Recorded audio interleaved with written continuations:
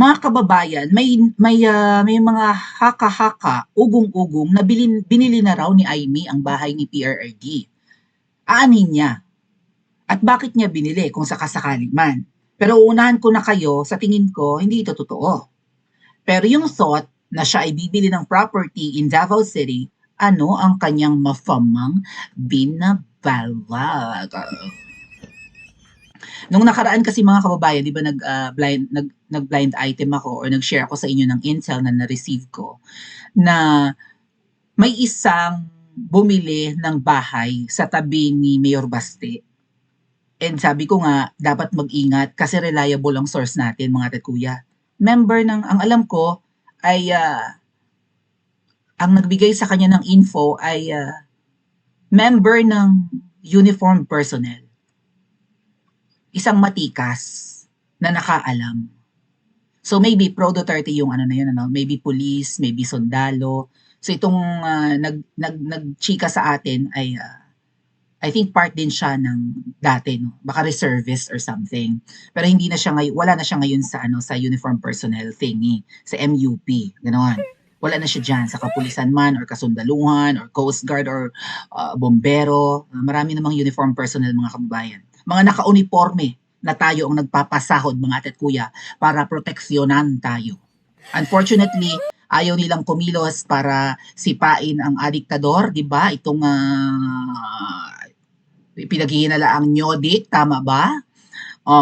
Ay pumapayag ang kasundaluhan at ang mga matitikas na pinamumunuan tayo ng lumalabag sa batas? Nagtatanong lang naman.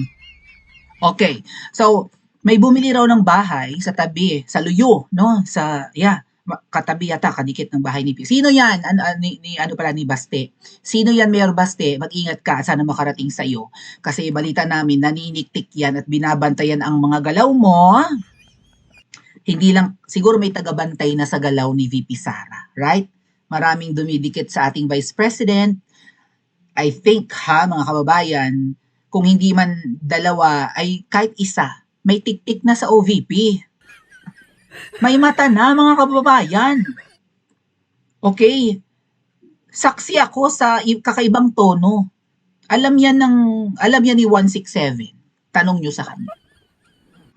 Saksi ako sa kakaibang tono nung taga-OVP kasi nga nabe-brainwash na ng mga double agents.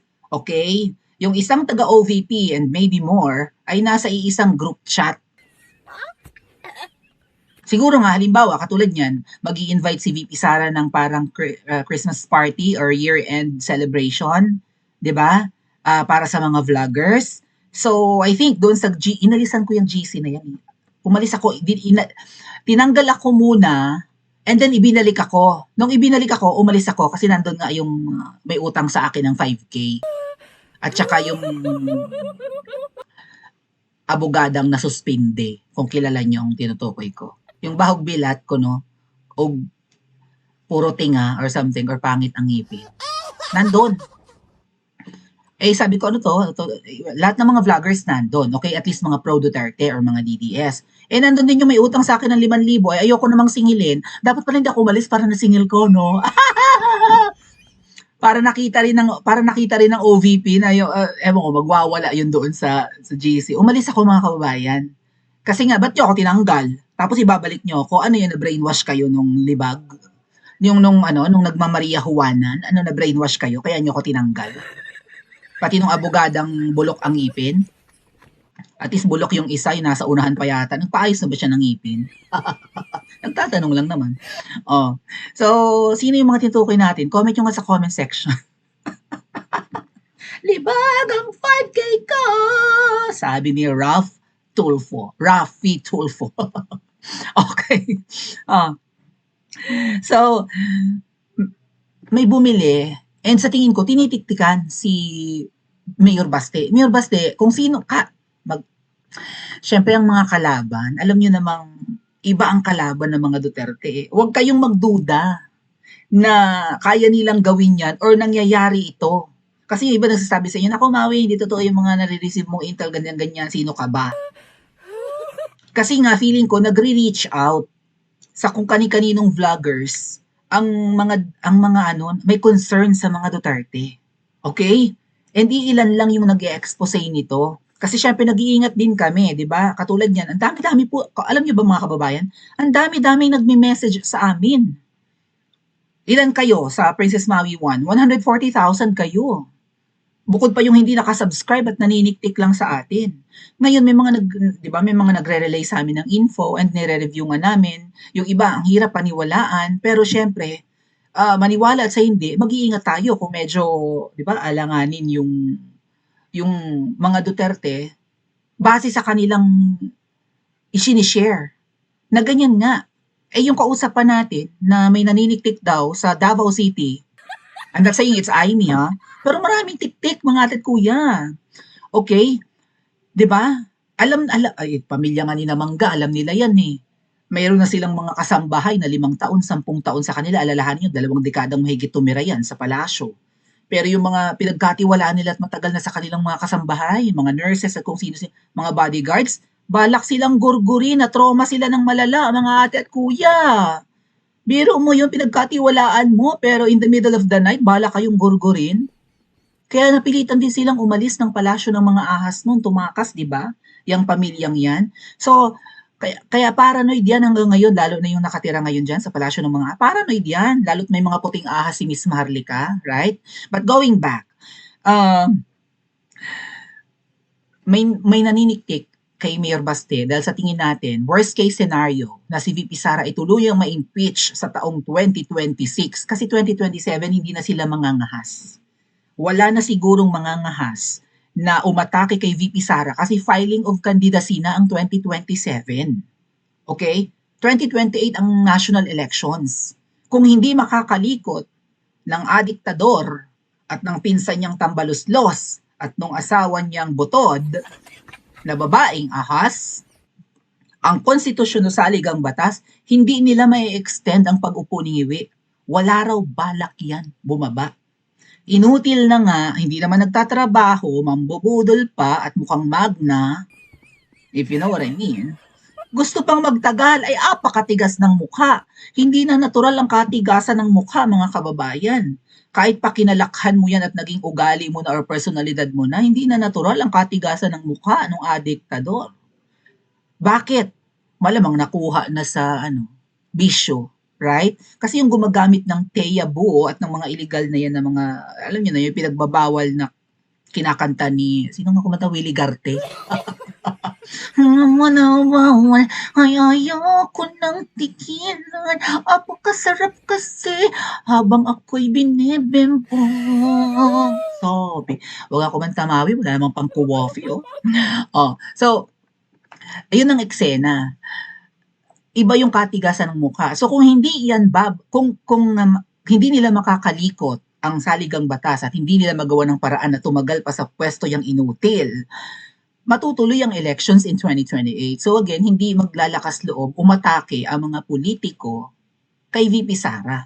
Kasi despite na hawak nila ang Miro or ang pandarayang pwedeng mangyari kasi may warm up na sila ng 2025 local elections, 'di ba? Nasabi ng Duterte ay dinaya sila, 3 lang ang nakalusot, remember? Si Bongo, si Bato, si Senator Marcoleta. Yung 7 sa Duterte or candidate ni PRRD, talo. Katakataka. Lumusot pa yung Bambi Aquino, yung Kiko Matching, at saka yung Lito Lapid na hindi umiimik, hindi nagsasalita. It's as if na mighty band na yung uso or nalagyan na ng show glue. Meron ba kayong show glue dyan? Pahingi nga ako. Yung pang-glue sa sapatos ba? Para, gano'n. So, may dayaan na ng 2025 for sure. Ano yun parang ano nila yun dry run. Okay, successful. Pero kulang pa, no? For sure, gagawin nilang perfect ang program, ang algorithm or whatever. 'Di ba? Ang processes, ang kung ano pa mang eksena para lang madaya ang eleksyon na hindi masyadong halata. At hindi magagalit ang taong bayan, hindi umapaw ang galit ng mga Pilipino nung dinaya yung mga senador Isipin niyo na lang kung ang elections ng 2028 ang dadayain presidential. Ay, hindi pwede 'yan. Ang uupo sa Pilipinas nanalo dahil sa pandaraya. Allegedly nangyari yan noong 2022. Although lamang pa rin si Bembang Jr. kay BFF Lenny, ay still, no, isang botong hindi nabilang ng tama, hindi reliable ang automated elections. Okay, sira na nga yung reputasyon ng Smart Magic, kaya napilitan ng administrasyon nitong Ngiwi Bembang na paltan na lang ang Smart Magic para kunwari may ginawa sila at ayaw rin nila ng dayaan. Eh yung Miro, katiwa-tiwala, mga tet kuya, da. Dapat nga ina-abolish na rin yung Comelec na yan eh. Comelec ng Comelec, right? So, kung sakasakali nga po mga kababayan, ng worst case scenario, si VP Sara ay matanggal na ng tuluyan bilang Vice President at mahatulan ng guilty sa impeachment trial, hindi na siya pwedeng tumakbo come 2028. Tatrabahuhin si VP Sara ngayong 2026. Itutuloy ang impeachment niyan. Kaya nga inuutay-utay na ng atake yung mga senador. Karamihan sa mga senador may insertions, karamihan sa senador may mga kalokohang ginawa. Ngayon, kung ayaw nilang matanggal sa Senate at sila yung, 'di ba, mawala sa posisyon at pera, bumoto sila ng yes para ma-impeach si VP Sara or bumoto sila ng guilty si VP Sara of malversation of funds, pagwaldas, pangungurakot, pagnakaw noong kanyang 125 million kuno na confidential funds. But I doubt mga ate at kuya na gagawa si VP Sara ng kahit katiting na pagkakamali dahil alam na niya yan, naturuan na raw ni PRRD si VP Sara na kapag ikaw ay tumakbo bilang Vice President, or kung hindi man nung pagtakbo niya, maybe after, no, kasi hindi nga sila nag-uusap, ikaw bilang Vice President, atakihin ka kasi you're one step closer to presidency. Uulanin ka ng katakot-takot, ikaw ay mabibinay. Sira si Binay, di ba? O, dinurog si Binay bago ang 2016 elections, kaya hindi siya umubra kay PRRD. Si Binay, Vice President ni Ngoy Ngoy, di ba? Hindi umubra si Binay. Pangalawa sa pinaka-popular na nakaupo si Binay noon, aside from Ngoy Ngoy. Na-taint yung reputation, every vice president is magiging prone sa attack, right? Mudslinging, kung ano-ano pang mga issues para pagtakbo mo kung maghahangad ka ng mas mataas na position which is presidency, hindi ka mananalo. Si VP Sara, kahit anong gawing paninira nila, mukhang inihanda na ni Tatay Digong. Being a vice president, uulanin ka ng katakot-takot na controversy, paninirang puri, dahil nga ikaw ang isa sa pinakamalapit sa highest position. Kaya ready ka ba? At huwag kang gagawa ng kalukuhan.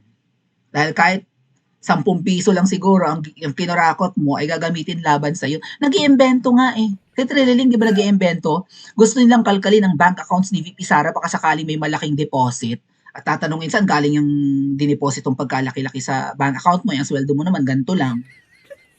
Wala silang ma-produce kasi bawal kalkalin, di ba? May bank secrecy law. Protektado ng batas sa mga bank accounts natin. Kaya gusto nila, pinipiga nila, pinipressure nila si VP Sara na ilabas ang kanyang savings or maybe yung mga banks.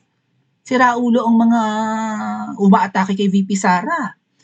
Dakakampings, sorry sa mga kumikakamping man dyan, pero yung mga iniidolo yung politiko, may sira ang tuktok. And yung mga makakaliwa. Di ba yan ang nag-i-impeach kay VP Sara? So worst case scenario, magtagumpay silang ma-eliminate si VP Sara as Vice President ngayon, hindi na siya pwedeng tumakbo come 2028. Therefore, pipili ang mga Duterte supporters, kahit hindi Duterte supporters, pipili ng matino kasi sira na ang sira na ang reputasyon ng mga Marcos, sira na ang reputasyon ng Romualdez. Sino pa ang pwedeng makapambudol? Wala na. Sa ginawa sa mga Duterte, kahit hindi ka Duterte supporter, magkakaroon ka ng simpatsya. Right? Sa mga Duterte, sa ginawa kay PRRD ng mga walang hiya. So, kung si Ngiwi ay merong patatakbuhin kandidato niya, say for example, patakbuhin niya si Lenny, or si Sisa, or si Raffy Tulfo, hindi uubra sa kandidato na identified as dikit sa mga Duterte. So, kung mawala si VP Sara, no, mag-succeed sila na ma-impeach at hindi na mga makatakbo kahit sa anong posisyon, pwedeng si Baste or si Kong Pulong ang pipiliin ng mga Pilipino. At least, the Duterte supporters. Sino ang pwedeng running mate? Alam nyo, niligawan talaga ni Mangga noon si PRRD, 'di ba? Wala raw tumulong kay PRRD, sabi niya 'yun, 'di ba? Walang tumulong sa kanya, it was just Imee who helped him in his candidacy. Naiintindihan ni Imee na magastos, milyones ang kailangan. At wala namang ganyang kalaking pera sa tingin ko ang mga Duterte. Dahil inalagaan nila ang kanilang pangalan. Hindi ito mangungulimbat. Hindi sila mangungulimbat. Masisira sila. Inaalagaan ng mga Duterte ang names nila eh. And ganyan dapat ang ginagawa ng mga politiko. Huwag kayong gagawa ng anomalya. Makontento kayo. After all, mamahalin kayo ng mga Pilipino. Right? Kung makikita nilang payak ang pamumuhay, katulad na lang ng bahay ni PRRD, for sure, pag dumalaw yan sa ang isang Duterte, no? Kahit siguro si PRRD, total wala na siya sa pwesto, kung sakasakali mong makalaya yan or umikot-ikot sa ibang parts ng mundo.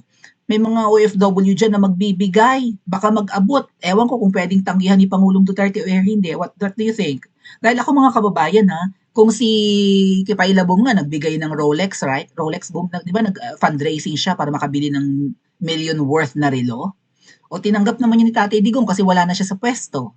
So kung kayo, sa sobrang pagmamahal nyo kay PRRD, halimbawa may grupo kayo ng mga Duterte supporters, say in Canada, and then dadalaw si PRRD, baka mamaya mag-fundraising kayo, ibigay nyo no, tulong, o pambili nyo po sir ng pasalubong sa Pilipinas, or maybe pamasahe nyo kung may gusto pa kayong punta ibang bansa. Eh wala naman na sa peso si PRRD, baka tanggapin, malay natin. Or kahit nga hindi tanggapin, ipipilit nyo aabot nyo kung kanino man, sige na para gusto naming may mabiling pasalubong ang Tatay Digong or makakain ng masarap pag-uwi ng Pilipinas, di ba? At gustong-gusto naman niyang umiikot kahit na matanda na o panggamot niya, right? So, hindi kailangang mangulimbat ng mga Duterte or kahit sino pang politiko. Kung gagawa kayo ng tama, mapapamahal kayo sa mga Pilipino. Singiwi nga noon, inaabutan ng 50 pesos, hindi ko lang alam kung optics yun. Nung kampanyahan ng 2022, inaabutan sila ng kasi ang pinalalabas noon Singiwi, yung unit team kasama si VP Sara ay hindi malaki ang budget kumpara kay BFF Lenny na grabe yung 'di ba, yung parang buhos ang ay kaya lang meron naman pala Singiwi, hindi lang talaga nilalabas. Binubulsa lang. Kaya si Tambalos-los daw ang gumagastos noon. So ang akala ng mga botante noon, gipit Singiwi at saka si VP Sara noong 2022 nung tumakbo ang unit team. Kaya may iba na nakikipagkamay lang, dumadaan lang yung kanilang sasakyan, nag-aabot. Sabi ni, ewan ko kung optics yun. Kasi alam niyo naman, magaling sa drama yung mga yan eh. No? Tinanggihan ako, hindi po, wag po, naku, hindi po. Pero ganun nga ang mga Pilipino, whether optics or maybe totoo, 'di ba? Kahit or kung sabi nga po mga kababayan kung sino pa ang wala, siya pa ang madaling magbigay. Tama? Kasi ganyan ako eh. Sabi nga ni mama, magtipid ka naman nak, huwag ka namang bulagsak sa hindi naman ako bulagsak, hindi naman ako maluho mga ating. Pero syempre pag may nanghingi, right, or may kailangang bigyan, madali magsabi sa akin. Kasi naiintindihan nga natin ang pakiramdam or naranasan natin ang maging walang-wala. At kapag may lumalapit sa iyo, no, inoobserbahan mo nahihiya. Tapos kaliit-liit ng hinihinging amount, gusto pang bawasan para lang huwag mong tanggihan. Biro mo yun, manghihingi sa'yo ng 100, diyang hiya pa, 100 pesos lang halimbawa, no? Tapos kahit 50, gaganon. My God, anong mararating ng 50 pesos, mga ating? So, naiintindihan mo na nahiya lang ito nga lang at gipit, humingi. Tapos binawasan dahil talagang walang-wala, magbibigay ka. Ganun ang mga Pilipino. Right? So, hindi kailangan mangulimbat ng mga politiko. So, matino ang mga Duterte going back. And then, ayan nga, si Ma'am Hanilet napilitang ibenta ang bahay. Nabili nga ba ni Mangga? Yun ang tanong. So, punta na tayo doon. Mahabang usapin, mga ate at kuya. Di ba? Oh. So again, pag si VP Sara ay nagawa nila ng paraan na mawala sa pwesto, si Baste ang pwedeng patakbuhin. Sino ngayon ang pwedeng maging running mate ni Baste na kahit papano makakagaan-gaan sa gastusin? Is it gonna be Mangga? What about Bongo? Sige nga, mag-suggest kayo mga kababayan. Kasi noon pa man niligawan na ni Mangga Alright? Niligawan na ni Mangga si Tatay Digong. And tinanggap ni PRRD yung tulong ni Mangga. Okay? So, bakit? Maybe because yung tatay ni PRRD ay naging cabinet member din ni Marcos Sr. Nakarating na ba kayo ng palasyo, mga kababayan? Meron kasi doong, dali may picture doon ang tatay ni PRRD. Alright? If not lolo, I think tatay ni Tatay Digong ng Tatay Digong natin eh. So, baka yun, no? Meron talagang, kumbaga may bond na ang mga Duterte at Marcos noon. And si Mangga, niligawan naman ng gusto si PRRD. And since walang pera si Tatay Digong, iisa lang naman ang lumapit sa kanya or nagtiwala, no? Ganyan na. Kasi diba, mayor lang noon si PRRD, therefore, parang walang sumuporta. So, kailangan talaga, no? For practicality, tinanggap ni Tatay Digong ang tulong ni Aimee. Galing naman kay PRRD yan eh. Ang bukod tanging tumulong sa kanya sa gastusin niya sa pagtakbo ay si Aimee. Pero I think Senator Bongo rin, no, tumulong din. Itong pagbebenta ng bahay ni PRRD, naniniwala ba kayong naibenta na at si Aimee ang bumili? Kaya nga ang survey natin, ang tanong ko sa inyo, sino ang bumili ng bahay ni PRRD kung naibenta man? Is it Bongo? Was it Aimee? Or payag ba kayong ibenta? Sabi nyo nga, huwag ipagbibili kasi kung magiging museum yan at dadalawin ng kung sino-sino for field trip and educational purposes, ganyan, ay maaabala yung mga kapitbahay. Diba? Kasi nga, village yun, or parang subdivision. So, makakagambala sa mga kapitbahay. Pero syempre, hindi natin mai-deny yung fact na memorable ang isang Tatay Digong, no? At sana okay siya. At sana makalaya na si PRRD. 2026, sana maging paborable sa ating lahat, no?